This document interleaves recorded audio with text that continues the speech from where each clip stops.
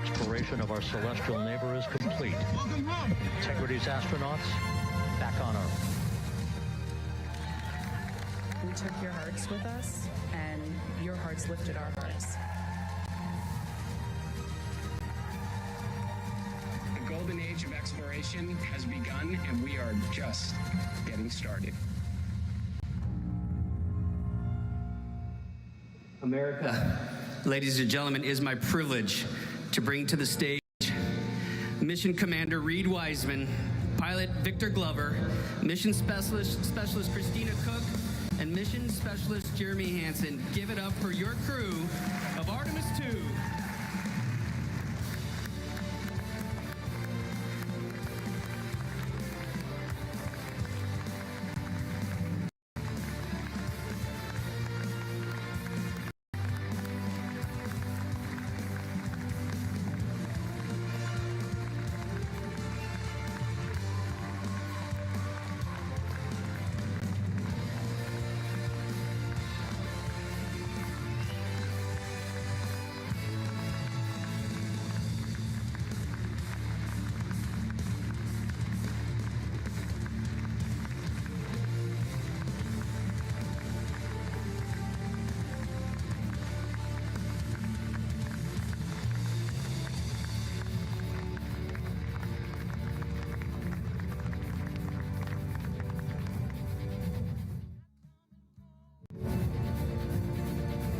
The moon, to me, it's the thing that connects me together with all the other humans in my life. I remember being a little kid lying in bed at night and just looking out at the moon in whatever phase it was in, and I was thinking, man, my friends that live like 20 miles away, they can probably look out and see that same exact moon. And then when I was in the Navy and I would look out at the moon, and I'd be halfway around the planet, I would think, man, my brother can see that moon where he is, and he's halfway around the planet from where I am. To me, it's a connection of life on Earth. We can all look up and see that moon, and it's always changing. The moon is never the same 2 days in a row. I love that. My name is Reed Wiseman. I'm the commander of NASA's Artemis II mission around the moon. I grew up in a little town just north of Baltimore, Maryland, about 20 miles north of the city. There was a National Guard base nearby my house, and there were A-10 aircraft that would fly over every now and then. I just would look up at them and be like, man, I want to be up there. I want to go do that. And then my brother went to the Naval Academy, and I would go every year and watch the Blue Angels fly during commencement. And that just started to grow and grow and grow. For a while, I wanted to join the Air Force, and then I realized Navy flies as well, and they fly from ships in the middle of the ocean. And that was it, like, done deal for me. That is exactly what I wanted to do for my career. Flying is freedom to me, especially when you're in a jet aircraft coming off of an aircraft carrier in the middle of the Pacific Ocean. Nearest land is over 1,500 miles away. So when you come off of that aircraft carrier, you are truly just alone with yourself out there. It is a magical experience to be out there all by yourself in an aircraft over the Pacific. It's free. I think anybody who accomplishes something that they set their mind out to, there's no one thing that does it for them. It's a combination of everything. I mean, the way my parents raised me, the way my brother and I, the way our relationship developed over time, my friends, being in the marching band, going to college, setting my own course, learning how to live on my own, being mentored along the way, being, kept on the path to success, but being given the freedom to, make excursions and fail every now and then and regroup and carry on. I think all those things come together in the end to get you where you are. I've had to overcome, I'm a human being. I've had to overcome a lot of fears. I'm pretty scared of heights. I joked about that on the International Space Station, but it turns out I'm only scared like at the edge of a building. When you're up on the International Space Station, even though you're 250 miles up, I never had that feeling of falling or that I was, at risk up there. I just kind of love the feeling of floating and looking down at Earth. There have been challenges all throughout my life. By far, the biggest challenge was losing my wife in 2020 to cancer and now raising two daughters who are grown up now, but that's been the biggest challenge by far I've ever had to face. It is not easy being an only parent, trying to work a full-time job, and raising two kids is something that I think about every single day. I'm very proud of the work I've done. I haven't always done it well, but I've always shown up and tried as hard as I possibly can.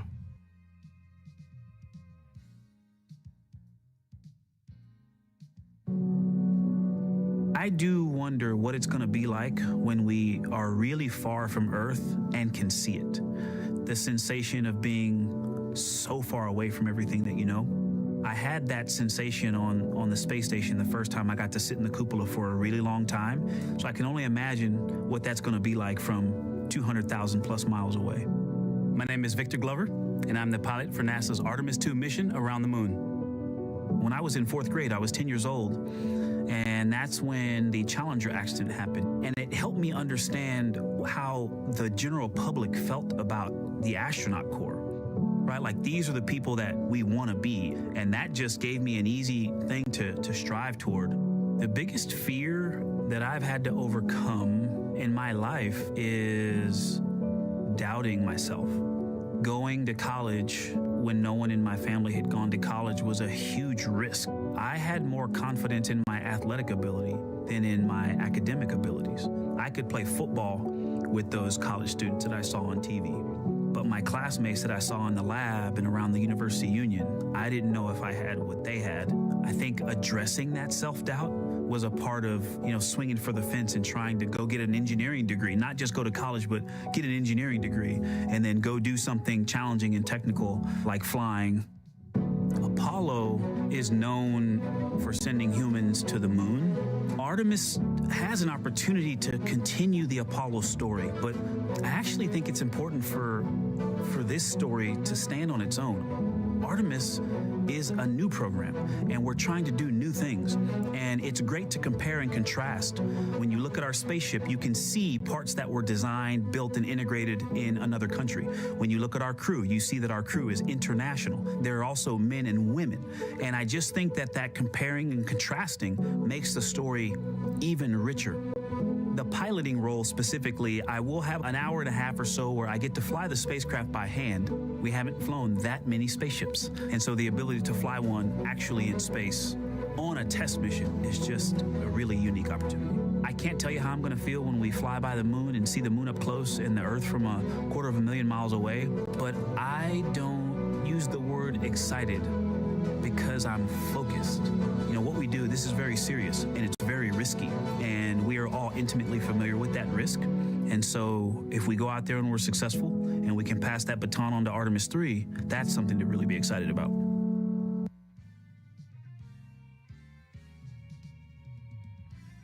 I tell a story, which is one that my dad told me before the Apollo missions when he was just a very little boy.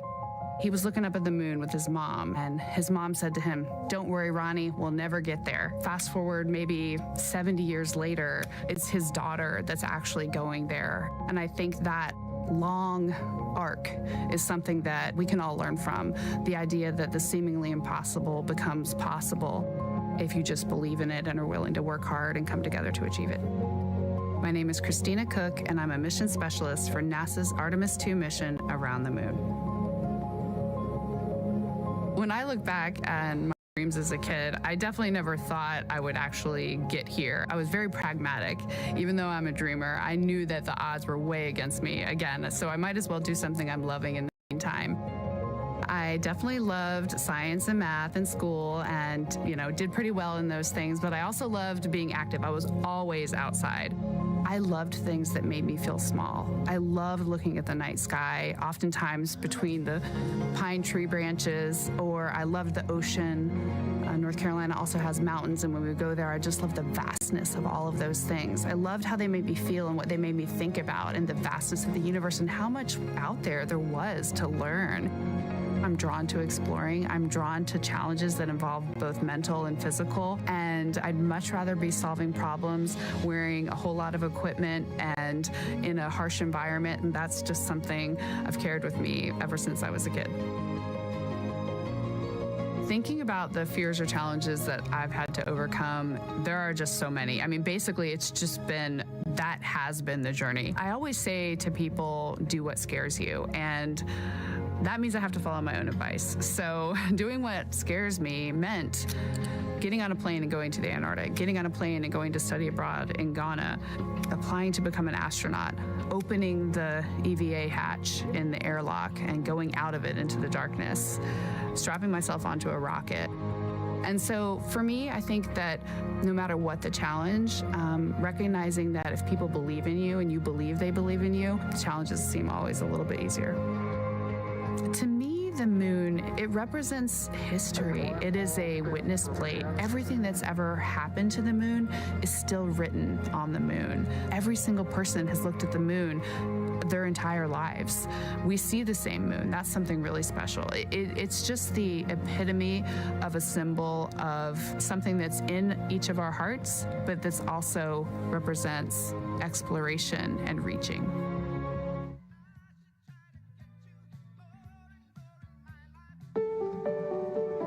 I have this very distinct memory of seeing an image of an astronaut standing on the moon. It's burnt in my brain because I went back to it so many times in my childhood, and I would look at that image, and I know it had a huge impact on me that humans had walked on the moon.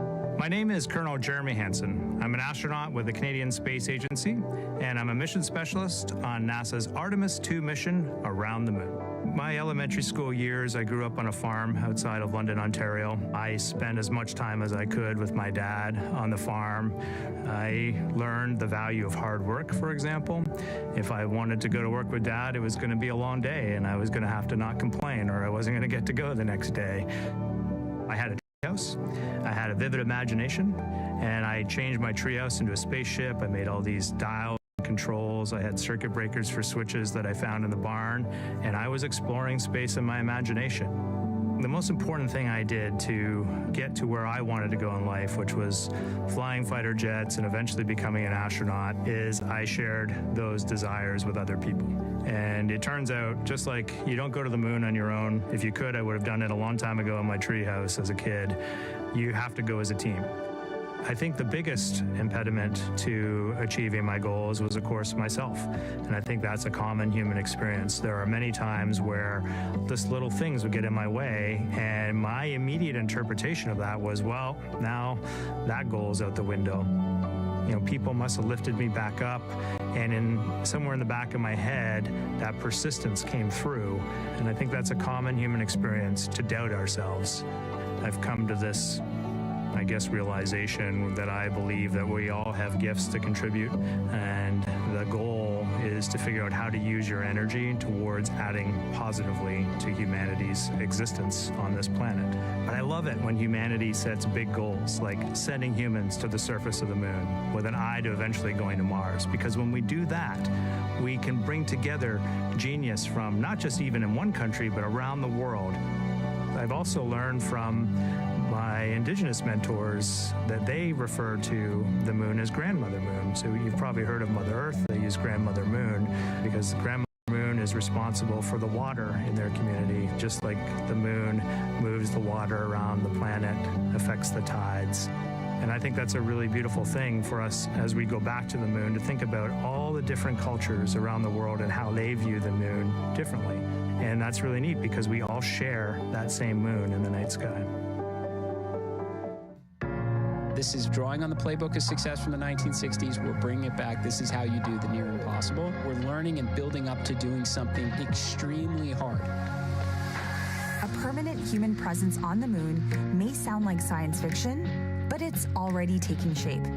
The ideas are becoming hardware, the plans are becoming missions, the future is happening now. Being able to see moon-based elements getting to the finish line is just awesome. We're taking you behind the scenes to show you how. People are looking up again, believing in big things again. America is returning to the moon to build a moon base. We're gonna need to achieve the near impossible.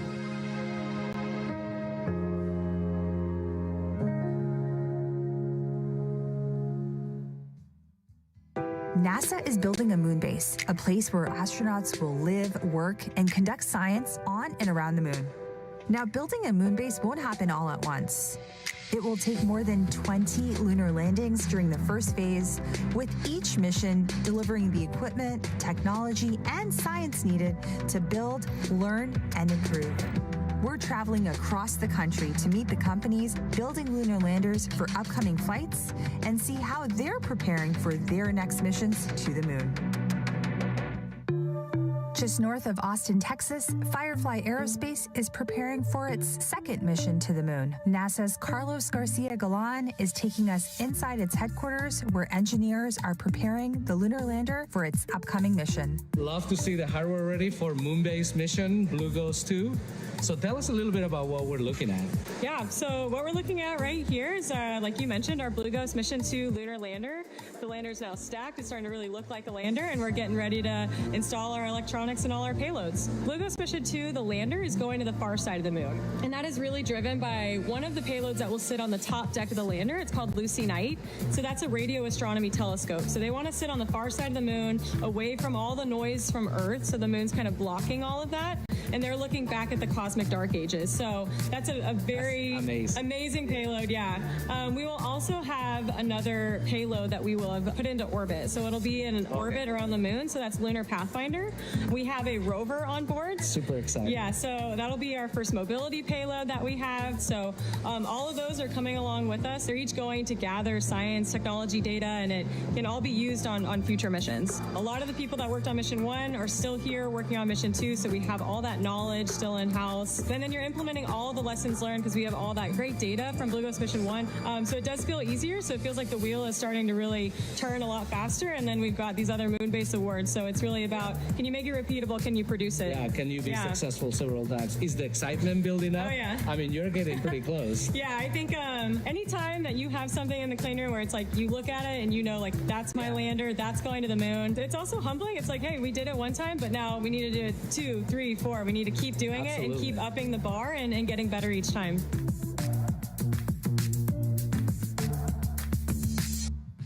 Over on the West Coast, NASA's Ryan Steffen is at NASA's Jet Propulsion Laboratory in California, where Voyager Lunar Systems Griffin 1 lander has arrived for environmental testing.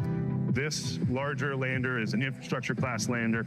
It's not just meant for scientific payloads and instrumentation, but also it's made to basically take equipment in infrastructure level capability and deliver that to the lunar surface. It's also landing in the South Pole, where the terrain is a little bit harsher. It's a little bit more dangerous to land. It requires precision navigation, guidance, and control to land in safe locations. This lander will be taking a total of 10 payloads, the largest of which, the Astrolab Flip rover, is the largest commercial payload to ever be delivered to the lunar South Pole.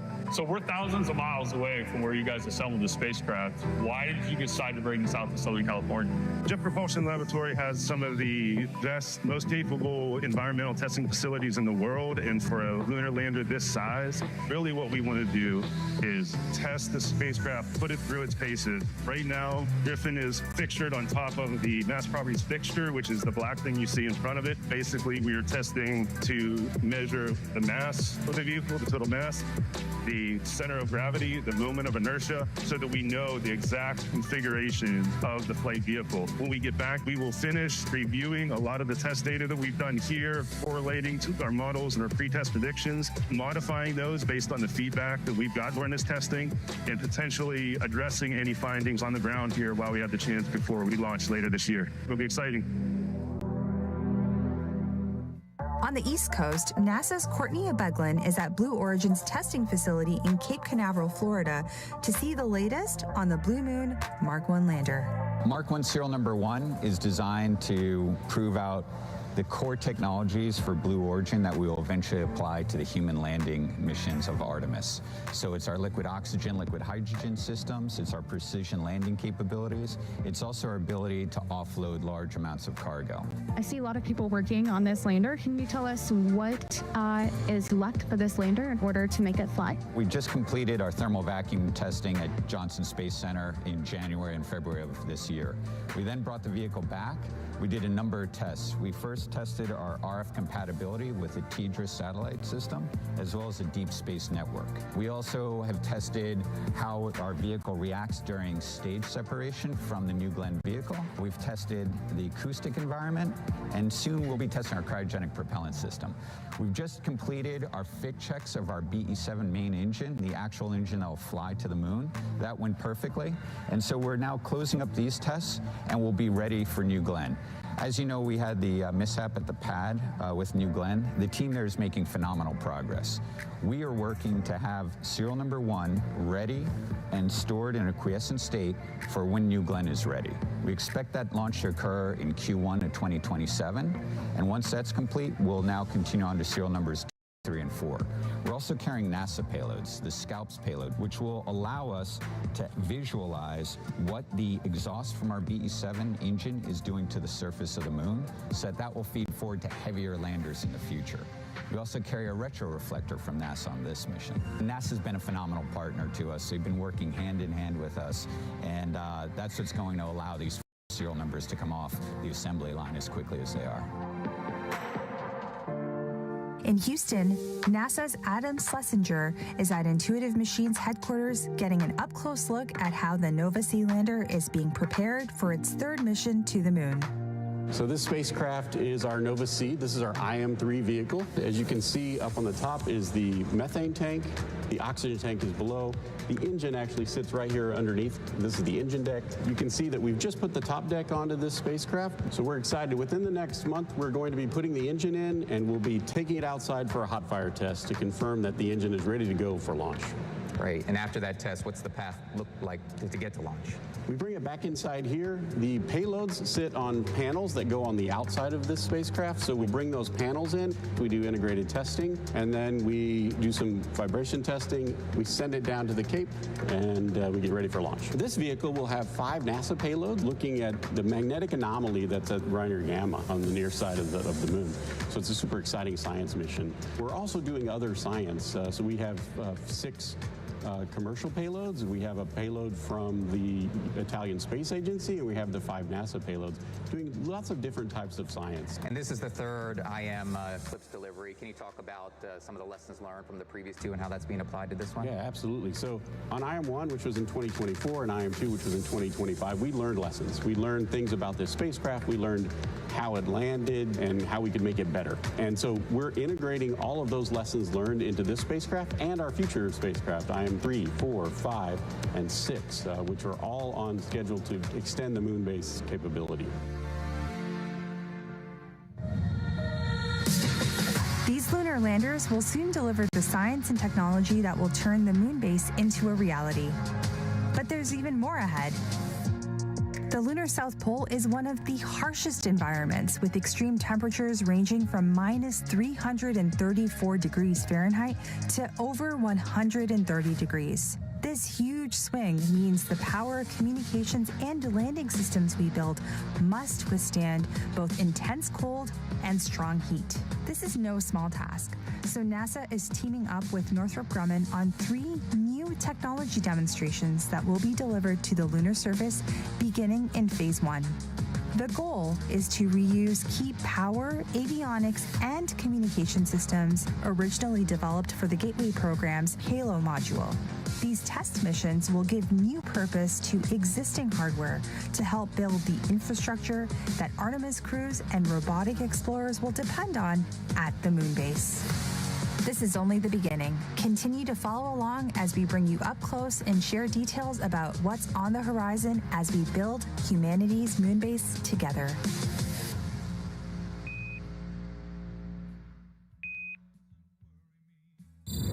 When it comes to Mars, everyone thought we were crazy. But sometimes, that's what it takes. We're making science fiction reality, writing the next chapters in the story of Mars exploration. But it doesn't happen overnight. Getting there is never easy. The first powered flight by an aircraft on another planet. It takes courage, creativity, resilience. It takes a legacy of daring, mighty things, of failing. Come on. Listen, hear me out. And picking ourselves back up. We've been here before. Decades of success. Building the future isn't for everyone. But for us, it's written in our DNA. We are the architects of the impossible. And on Mars, we've only just begun.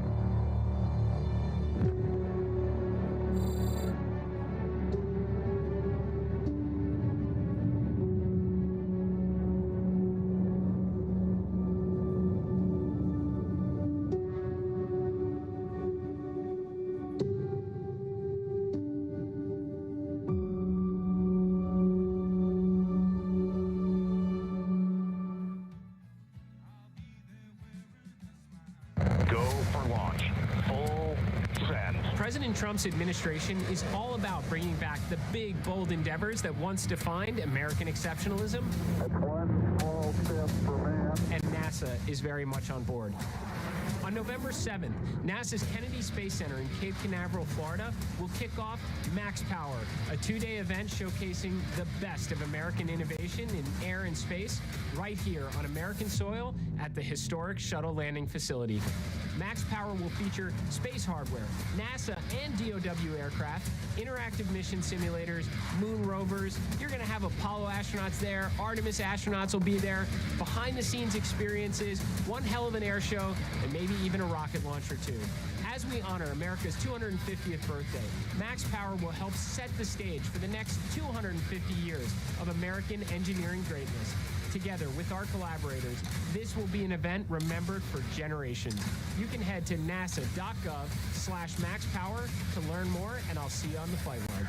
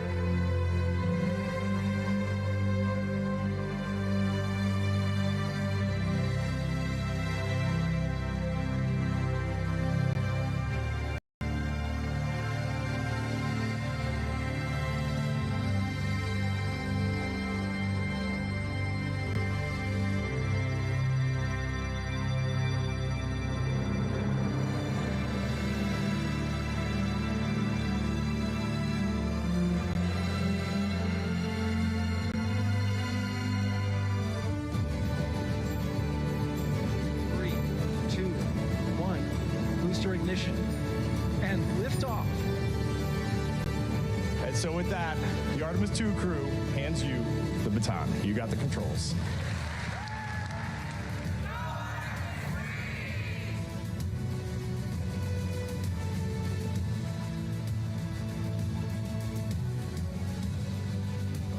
There's only one primary goal of Artemis II, is to prepare the spacecraft for Artemis III.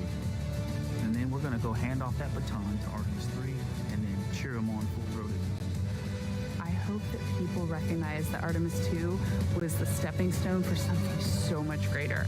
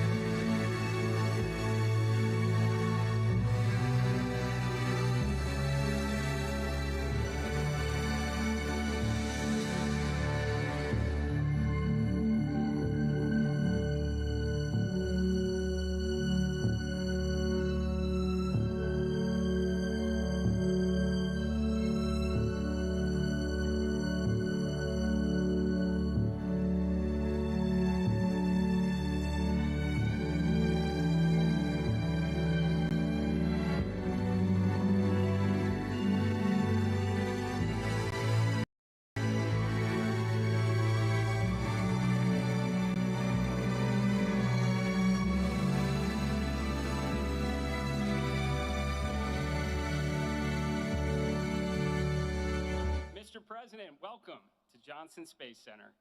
I am grateful to serve under a president with the vision and determination to ensure American leadership. Bajo un presidente con la visión, un presidente que tiene la visión de ver el potencial diplomático y lograr el acuerdo Artemis. Tenemos decenas de naciones que están suscribiendo este acuerdo. Alguien que reconoce las implicaciones de seguridad nacional para ver el potencial inspirador y económico que nos dio Artemis y la base lunar. El presidente Trump sabe que las grandes naciones hacen grandes cosas y él le ha dado a la NASA el mandato y los recursos para emprender estas misiones y completarlas. Le agradezco también al senador Cruz, Hassel, Gracias, Polti y a todos los que están aquí, miembros del Congreso, por su apoyo y la flexibilidad que le permite a la agencia espacial más importante del mundo competir en esta segunda carrera espacial. A la tripulación de Artemis II, ustedes están aquí, acreedores de este reconocimiento. Gracias por demostrarle al mundo su humanidad y por transmitir su conocimiento y el testigo a los astronautas que darán los próximos pasos. No hay mejores seres humanos que pudiéramos enviar como embajadores a las estrellas, a la fuerza laboral más talentosa de los Estados Unidos de América. Junto con nuestra industria y nuestros aliados internacionales, ustedes le han mostrado al mundo que cuando nos comprometemos con estas causas significativas, no hay nada que no podamos hacer realidad. Y en este momento, cuando reflexionamos sobre lo que hemos logrado, veamos a dónde vamos a partir de aquí. El año que viene lanzaremos Artemis III y lo que aprendamos de esa misión nos permitirá el gran regreso en 2028, cuando enviemos astronautas estadounidenses a la superficie de la Luna. Al mismo tiempo enviaremos naves no tripuladas y comenzaremos a establecer una presencia permanente en la Luna, una base lunar. Esta vez vamos para quedarnos. No estamos aminorando la marcha, señor presidente. La NASA quiere hacer cosas extraordinarias dentro y fuera de la atmósfera. Estamos lanzando más misiones científicas y de descubrimiento y lo haremos en los años que vienen. Y en 2028, Estados Unidos pondrá en marcha una nave nuclear en el espacio. Y estaremos un paso más cerca de ese gran salto que usted propuso en su discurso inaugural cuando pongamos la bandera estadounidense en la superficie de Marte. Vamos a descubrir secretos del universo y el potencial del universo. Consolidaremos nuestra seguridad nacional e inspiraremos a la próxima generación para seguir más allá con esa llama de la inspiración. Estamos aquí con los héroes de Artemis II. Esta es la NASA. Este es su presidente, el presidente de los Estados Unidos de América, Donald J. Trump.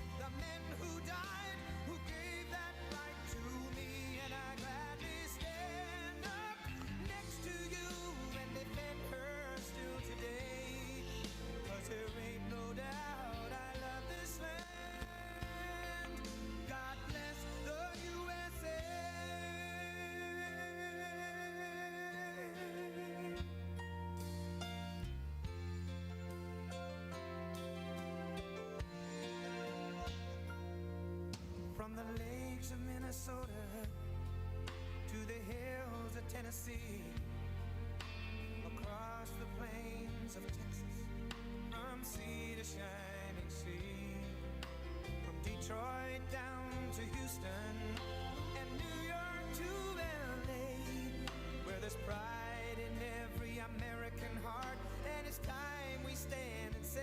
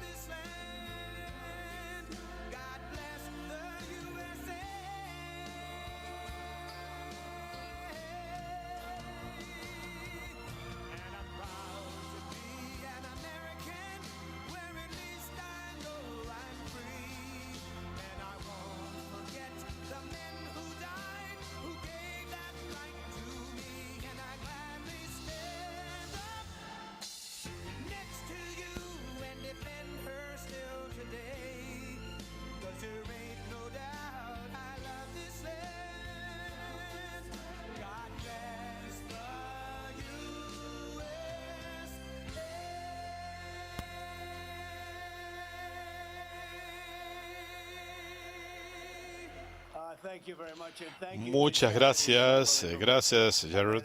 Es increíble. Es un hombre increíble. Quiero darle gracias especialmente a los hombres y mujeres de un lugar legendario en el mundo, el Centro Espacial Johnson, un lugar muy especial. Es un honor estar aquí. Y es un monumento al coraje, la determinación y a la excelencia estadounidense, que ha producido algunos de los logros más importantes en la historia de la humanidad. Y no tengo duda que bajo este gran administrador y con todos ustedes, no hay duda que irán aún más lejos. Bueno, algunas cosas no estaban marchando muy bien, ustedes lo saben. Nos reunimos aquí en este lugar histórico para reconocer el coraje y servicio de 4 intrépidos héroes que llevaron adelante una aventura que los llevó más lejos que nadie de la superficie de la Tierra. Fue un momento excepcional para todos. Para mí fue en la tarde. Estaba en una reunión muy importante con algunas de las gentes más importantes del país y del mundo y les dije, quiero ver a Artemis. Sí, en medio de la reunión. Y trajeron un televisor y todos estábamos absortos allí. De algún modo eso capturó la imaginación de todos. Vimos cada minuto. De hecho, la reunión fue un desastre, porque después de eso estaban tan emocionados que no pasó más nada. Así que la reunión fue una pérdida de tiempo, ¿qué les puedo decir? Pero generó ese espíritu que no habíamos visto en mucho tiempo. Ustedes lo han retomado y hoy les estamos confiriendo la medalla de honor del Congreso a la excelente tripulación de Artemis II. Únase a mí para felicitar al comandante Reed Wiseman, al piloto Victor Glover, la especialista de misión Christina Cook y el especialista de misión Jeremy Hansen. Gente excelente, gracias y felicitaciones.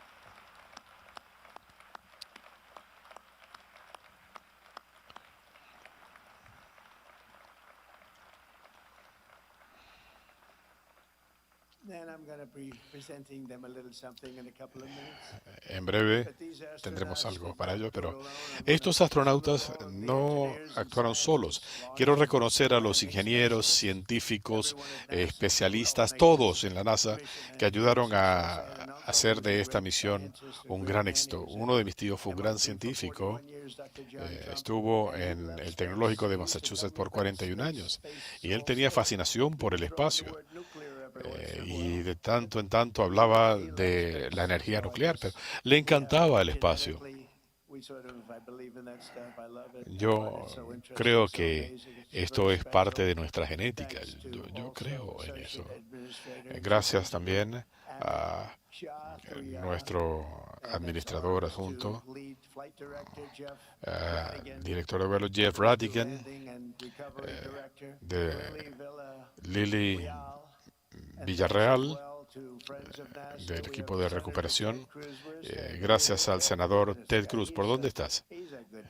¿Qué tal? Es un buen tipo. Ted.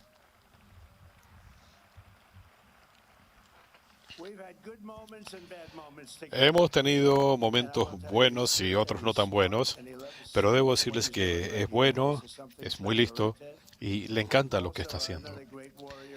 Otro guerrero, el representante Brian Babbitt, quien hace un trabajo fantástico, y Jake Elsey. Gracias, Jake. Qué grupo este que tenemos. El gobernador adjunto, amigo mío. No voy a entrar en la política, pero yo hice mi anuncio que me postulaba en 2015. El vicegobernador Dan Patrick me dijo, quiero encabezar su campaña en Texas, y nunca lo dejó. Y ganamos de una manera sin precedentes. Gracias, fuiste fantástico. No teníamos que hablar mucho. Y tenemos unas elecciones en ciernes muy importantes. Doug Hoffine, Contralor de Texas, felicitaciones por tu victoria. también estuvimos muy atentos.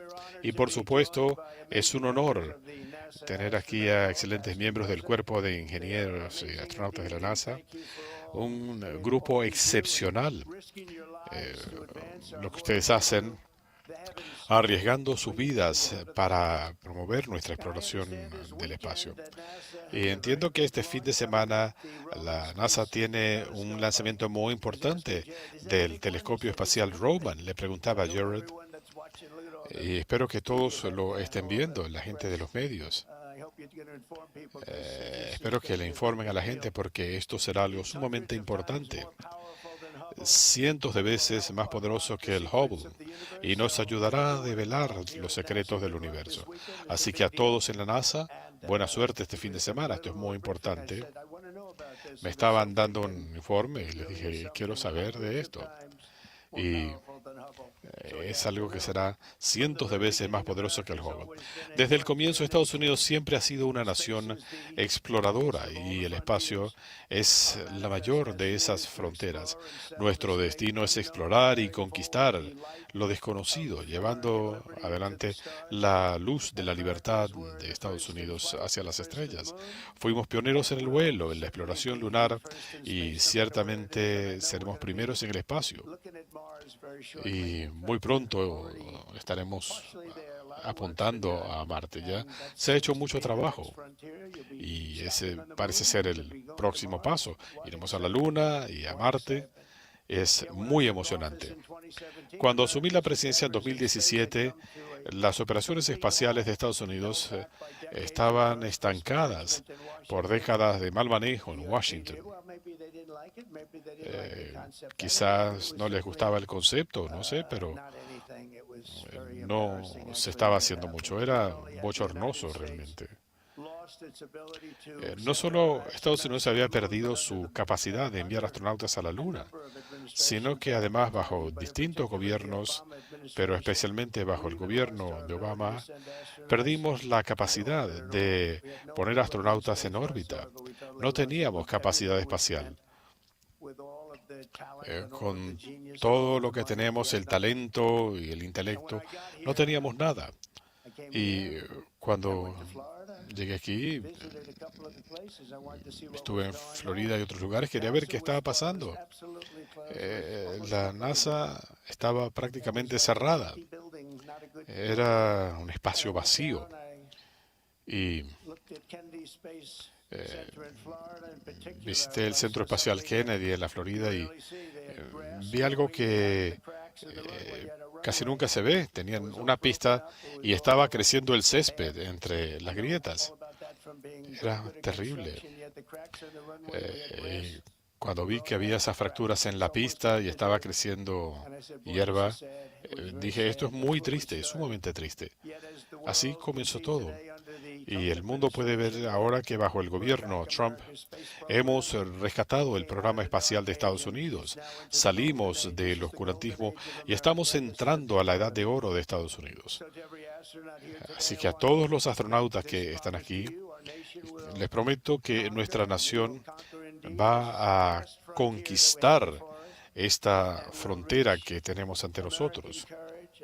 Y vamos a utilizar el intelecto y el espíritu estadounidense y vamos a explorar el espacio, lo vamos a conquistar y vamos a ganar, como siempre. En 2016, Estados Unidos, nuestro sector privado, lanzaron 22 cohetes a órbita. El año pasado realizamos casi 200 lanzamientos orbitales y esto seguirá aumentando rápidamente. Como saben, ustedes saben, todos los que se están preparando para esto.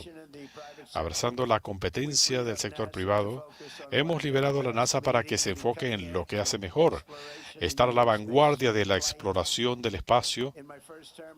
En mi primer gobierno firmé la orden que creó el programa Artemis y oficialmente le di instrucciones a la NASA de preparar el regreso de astronautas estadounidenses a la Luna y de allí a Marte. Tuvimos un pequeño interludio de 4 años y ahora estoy de vuelta. Y 8 años más tarde, estos sueños se están concretando de una forma que hubiera parecido inimaginable. Y aún más importante, lo que ha hecho el espacio para nuestras capacidades militares, ofensivas y defensivas. Yo establecí la Fuerza Espacial, algo que no teníamos. Cuando la gente escuchó esto, pensaban que estábamos bromeando, y no, ha resultado ser una de las ramas más importantes de nuestras Fuerzas Armadas.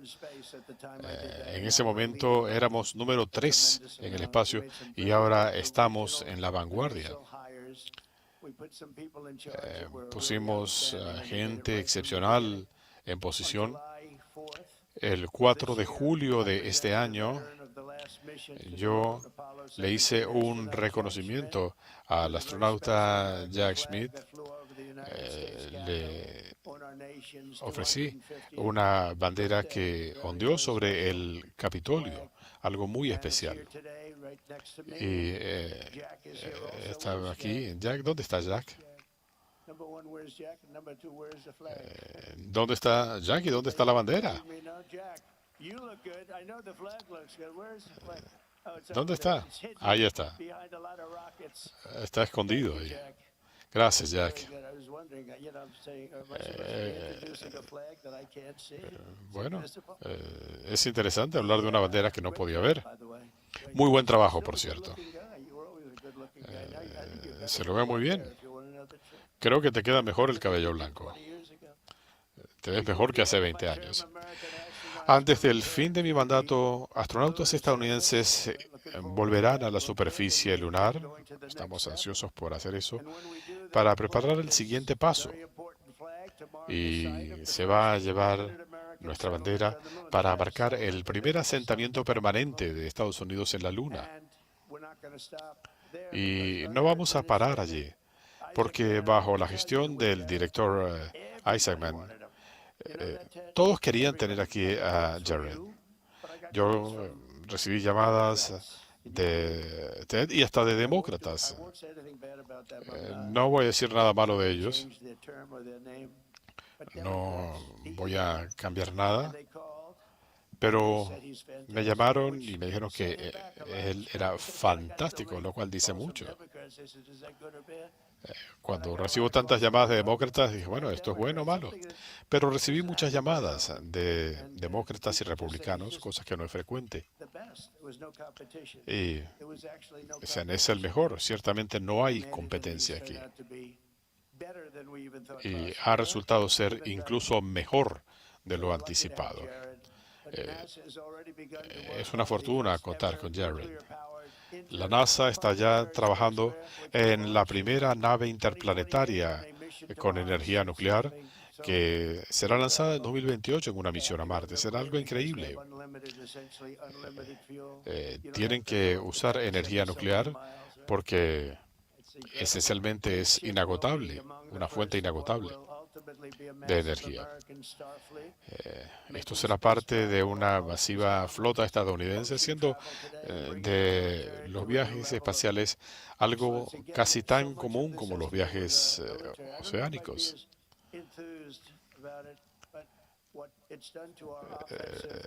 Lo que esto ha hecho para nuestra capacidad militar es increíble. Así que estamos haciendo esto, pero también cuando pensamos en el espacio y en lo que estamos haciendo aquí, las Fuerzas Armadas son un factor muy importante.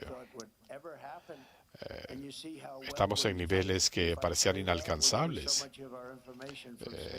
Mucha de la información que usan nuestras Fuerzas Armadas viene de la Fuerza Espacial. Vean el caso de lo que ocurrió en Venezuela, por ejemplo. Una operación de un día, o para ser exactos, 48 minutos. Mucha de la información utilizada vino del espacio. Si ustedes ven, el bloqueo ha sido muy exitoso. Y todo esto ha contado con la ayuda de nuestra presencia espacial. Es muy importante, es un componente importante de lo que ustedes hacen. Estas son metas ambiciosas, pero como dije en mi discurso inaugural el año pasado, la ambición es la sangre de la nación. Sin ambición no tenemos una gran nación. Cuando los estadounidenses decidimos hacer algo, nada nos frena. Y esta es una necesidad imperiosa de seguridad nacional y económica. Nuestra nación nunca será segunda en el espacio. Eso no funciona. Y bueno, si uno piensa en esto, ¿tiene sentido? Por esta razón, en mi primer gobierno establecí esta sexta rama de nuestras Fuerzas Armadas, la Fuerza Espacial. Y hoy tengo otro anuncio histórico que quiero hacer. Considerando el rápido crecimiento de la Fuerza Espacial, de la industria espacial y nuestros planes de explorar la Luna y más allá, algún día la Luna será como la estación más cercana del tren. Pero tenemos que educar y entrenar a la próxima generación de ingenieros, técnicos y demás. En este momento estamos haciendo todo lo mejor y seguimos avanzando a pasos agigantados. Por eso, en breve voy a firmar una orden ejecutiva para comenzar el proceso de establecer la Academia Espacial de los Estados Unidos. Esto es algo muy importante. Que piensen en West Point, en Annapolis, en la Academia de la Fuerza Aérea, la Academia de la Guardia Costera, todas son excelentes. Pero ahora vamos a tener la Academia de la Fuerza Espacial. Eso es emocionante, muy emocionante. Y pronto vamos a elegir la ubicación. Sé que hay gente aquí que está haciendo campaña. Y dije, déjeme en paz a este que está aquí. Pero todo el mundo quiere tener la sede porque será algo muy importante. Ted Cruz y Brian han estado trabajando mucho. Ted, por favor, déjame tranquilo. Pero va a servir a la Fuerza Espacial de los Estados Unidos y a la NASA, a la industria espacial civil, y allí se van a entrenar los mejores de nuestra nación, lo mejor que tiene para ofrecer nuestro país. Y le dije, lo vamos a hacer, pero tiene que ser algo de primera. Cuando uno habla de las universidades de élite, es más difícil entrar a las academias militares, a Annapolis o West Point, la Academia de la Guardia Costera. Los requerimientos son muy rigurosos. Se requiere tener mucho de muchas cosas. Pero dije, esto tiene que ser algo comparable. No podemos hacerlo de ninguna otra manera. Incluso desde el punto de vista arquitectónico será algo fabuloso. Hacer un mal edificio no es más barato que hacer un buen edificio. Pero hay también consideraciones prácticas. Vamos a hacer de esto algo muy emocionante.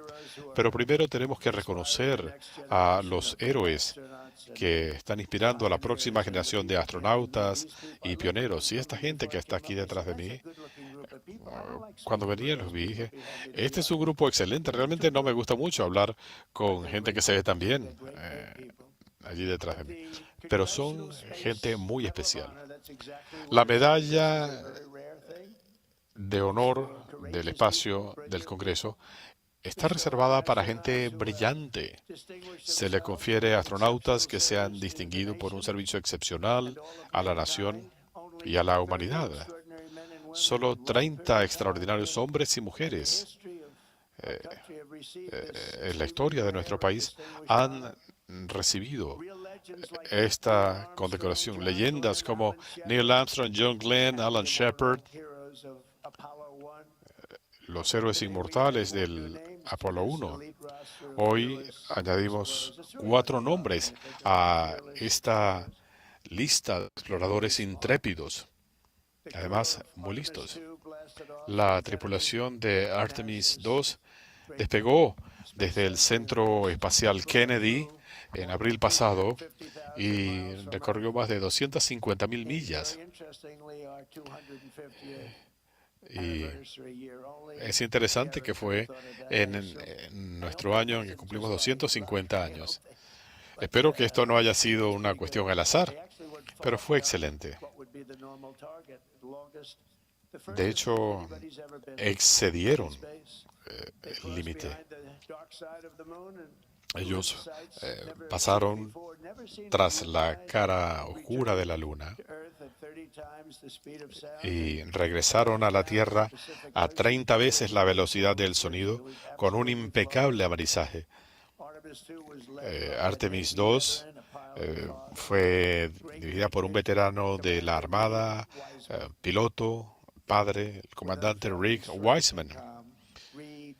Con su aplomo, él encabezó a su tripulación durante el vuelo y en su regreso a tierra. Es un gran líder respetado por todos. Muchos recordarán que durante la misión la tripulación le puso el nombre de estructuras en la Luna en nombre de la esposa de Reed, el cráter Carroll. Eso es conmovedor para Reed porque sé que fue una mujer increíble, pero nunca la vamos a olvidar. Honramos su memoria.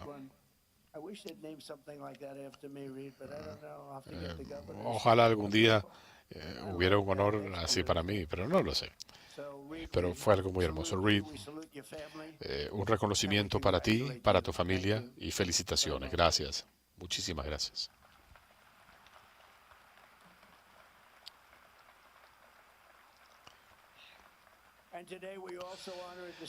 Y hoy también honramos a un distinguido aviador naval con un récord distinguido como piloto de pruebas.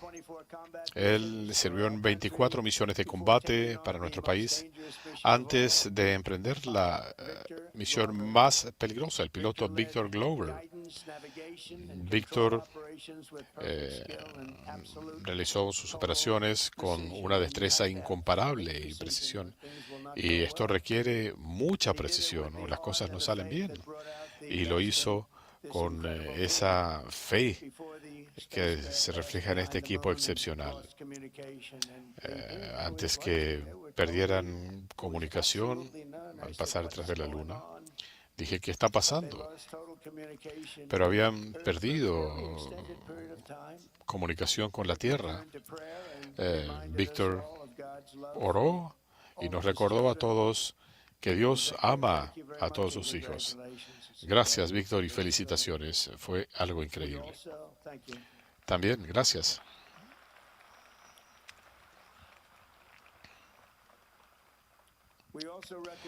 También reconocemos a la especialista de misión Christina Cook, quien antes de este vuelo ya había establecido un récord mundial por el vuelo más prolongado realizado por una mujer en el espacio. En Artemis II, ella llevó adelante misiones científicas, haciendo contribuciones vitales para misiones futuras y para avanzar el conocimiento humano. Cristina le dice a los jóvenes, hagan eso que los asusta. Es algo interesante. No sé, Cristina, pero esa es la actitud que hay que tener para lograr todo esto. Y esa es la actitud de ella. Y creo que todos los que están detrás de mí comparten eso. Y ella fue realmente excepcional. Así que gracias, Cristina. Te lo agradecemos. Muy buen trabajo.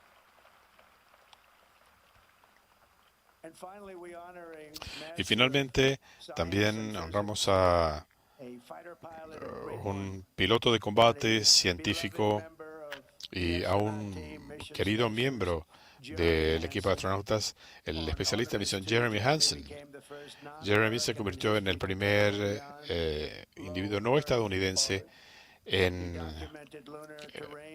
realizar una misión de este tipo. Él estudió en la superficie del lunar, realizando importantes estudios científicos, desarrollando estándares y las mejores prácticas espaciales. Muchas gracias. Muy buen trabajo, Jeremy.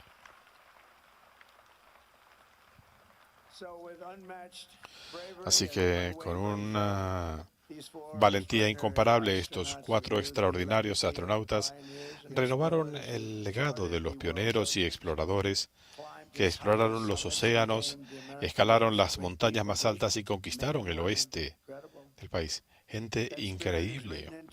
Ese espíritu está inscrito en el alma de nuestra nación y en las acciones heroicas de estos astronautas. Lo que nos recuerda que para los estadounidenses ninguna meta es muy difícil o lejana, y el único límite de nuestro país son nuestras aspiraciones y nuestros sueños. Hemos rescatado el sueño estadounidense con más fuerza que nunca. Al país le está yendo muy bien en este momento. Nunca habíamos tenido algo así. 81 récords bursátiles en año y medio. Ayer se rompió el récord por la 85ª vez y estamos recibiendo inversiones de 19 trillones de dólares, algo sin precedente. Por eso hablamos de la edad de oro. Mañana será un día muy emocionante.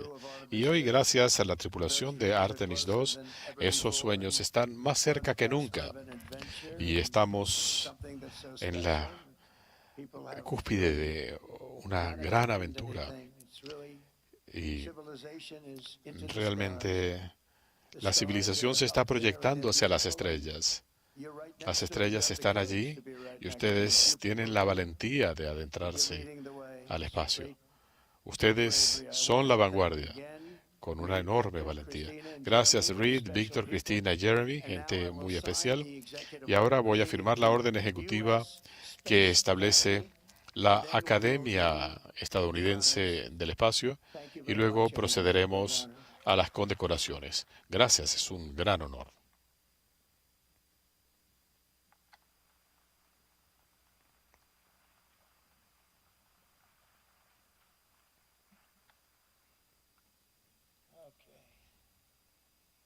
Pick a good one. Pick a good pen.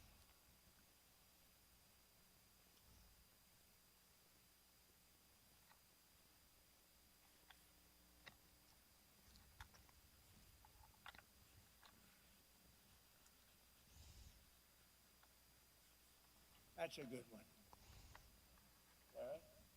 Thank you very much. I think he deserves it. Right? Okay.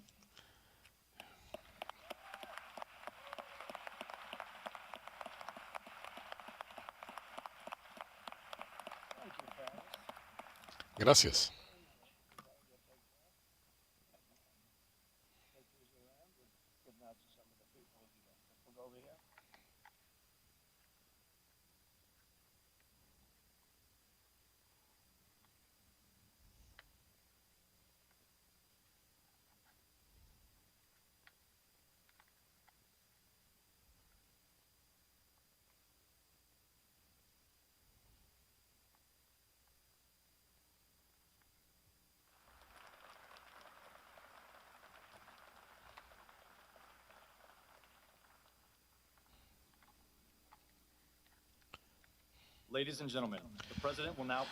Damas y caballeros, a continuación, las condecoraciones a la tripulación de Artemis II. Como especialista de misión, Jeremy Hansen demostró contribuciones de gran mérito.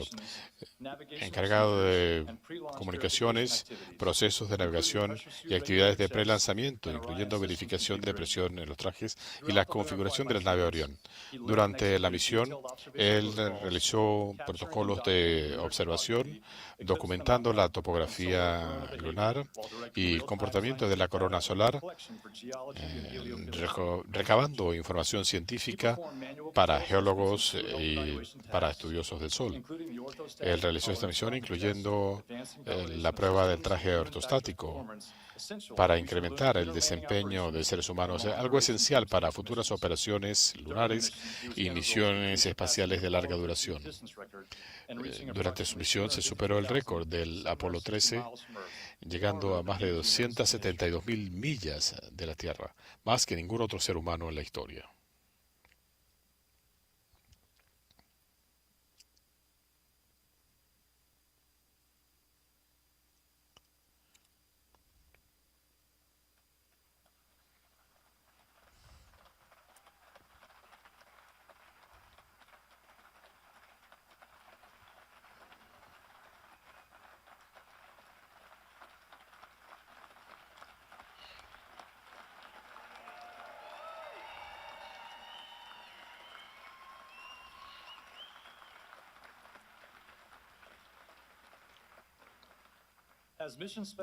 Como especialista de misión en Artemis II, demostró un servicio meritorio, encabezando operaciones científicas durante el sobrevuelo lunar de 7 horas, documentando circulación de lava, cráteres y la superficie de la Luna, algo esencial para entender la geología lunar y para el estudio de la corona solar.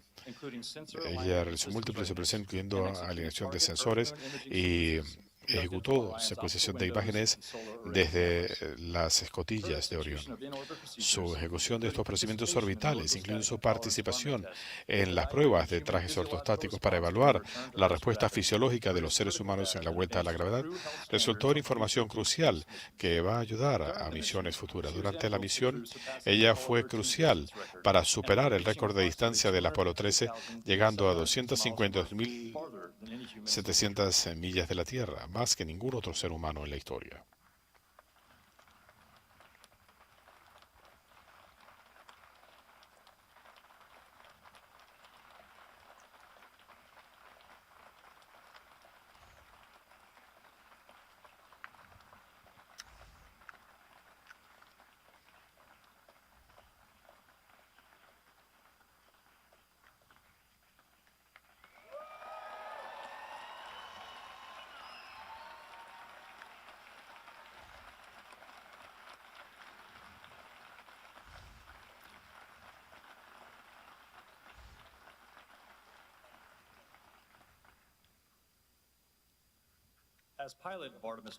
Como piloto de Artemis II, Victor Glover se distinguió por su desempeño meritorio comandando y ejecutando operaciones de guía, navegación y control durante el lanzamiento, inyección translunar y fase de regreso a la Tierra. Él hizo evaluaciones de vuelo manual en la nave, evaluando sistemas de la nave y características de vuelo para futuras misiones. Mantuvo el control de la nave durante los periodos de observación lunar y permitió que se capturaran imágenes de gran valor científico para cumplir los objetivos de documentación. Su destreza profesional se demostró también en mis operaciones de corrección de trayectoria en preparación para el amerizaje, preparando el camino para futuras misiones del programa Artemis. Durante la misión, él fue crucial para superar el récord del Apolo 13, llegando a 252.760 millas de la Tierra, más que ningún otro ser humano en la historia.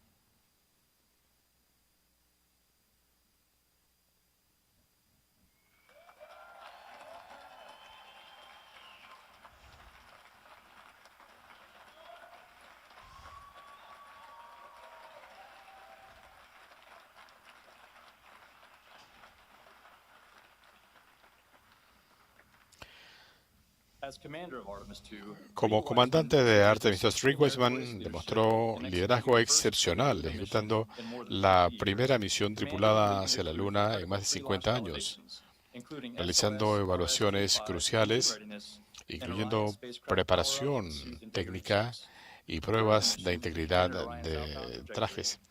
Él encabezó el vuelo lunar exitoso, asegurando que la nave se mantuviera en el curso preciso para que la tripulación superara el récord de distancia del Apolo 13, llegando a una distancia de 250.760 millas de la Tierra, más que ningún otro ser humano en la historia. Bajo su comando, la tripulación ejecutó correcciones de trayectoria, evaluaciones de vuelo manual, procesos de verificación que culminaron en un amarizaje impecable, avanzando la preparación de la nación para futuras misiones lunares.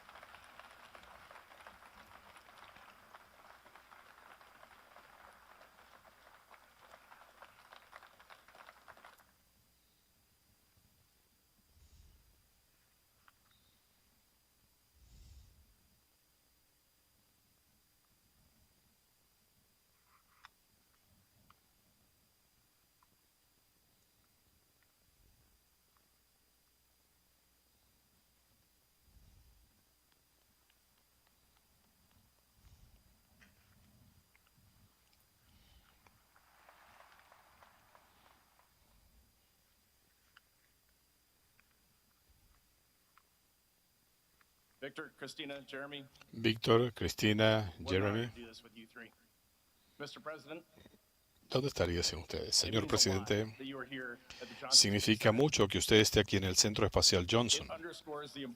Esto subraya el trabajo tan importante que se hace aquí en control de misión para promover la exploración humana.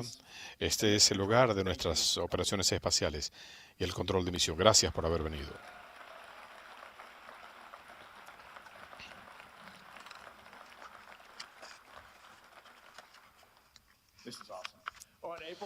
Esto es fantástico. El 1 de abril, en la plataforma, cuando nos preparábamos para viajar en este cohete fantástico, la tripulación dijo 3 cosas. Víctor Glover dijo, vamos por nuestras familias. Gracias por apoyarnos. Cristina dijo, vamos por nuestro equipo. Señor presidente, cuando escuchamos mencionar esos nombres de la gente que nos envió nuestra misión y nos trajo de vuelta, eso nos tocó el corazón. Gracias por honrarlos. Y Jeremy dijo, vamos por la humanidad. Cuando estábamos detrás de la Luna, lo cual ahora ha sido ajustado en una cifra ajustada, tenemos que hablar de eso.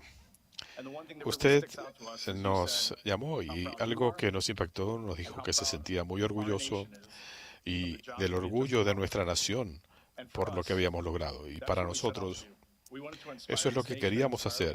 Queríamos inspirar a la nación y al mundo. Y eso nos dijo que estábamos en la senda correcta. Gracias. Llevamos estas condecoraciones con orgullo, pero quiero que sepan que no es un orgullo individual. Es orgullo por el coraje de nuestras familias cuando dejamos el planeta, orgullo por el equipo, este equipo de la NASA que nos envió en esta misión, y orgullo por la comunidad internacional que nos apoyó, preparó el vehículo y estuvo victoriando por nosotros. Gracias por conferirnos este honor. Y en conclusión, qué fantástico es ser un astronauta aquí en Houston y ver a todo nuestro cuerpo de astronautas aquí, dándonos su respaldo. Y aquí está la tripulación de Artemis II, Randy, Luca, Frank y el Dr. Andre Douglas. Estamos muy emocionados por ver lo que va a pasar con Artemis III, gracias a su visión y el liderazgo del director Eisenman. Muchas gracias.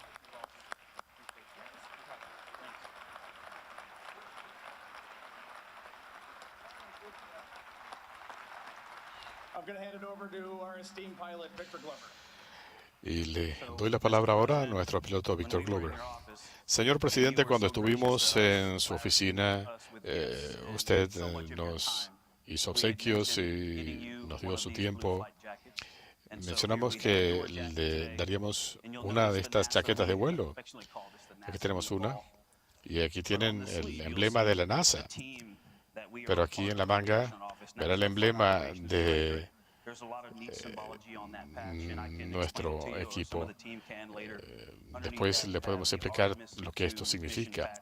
Está el emblema de la misión Artemis II, de la cual ya hablamos, y 45 y 47, representando esa visión de la que hablaba Reed. Nosotros cumplimos nuestra palabra y es fantástico obsequiarle esta chaqueta delante de todo. Muchas gracias.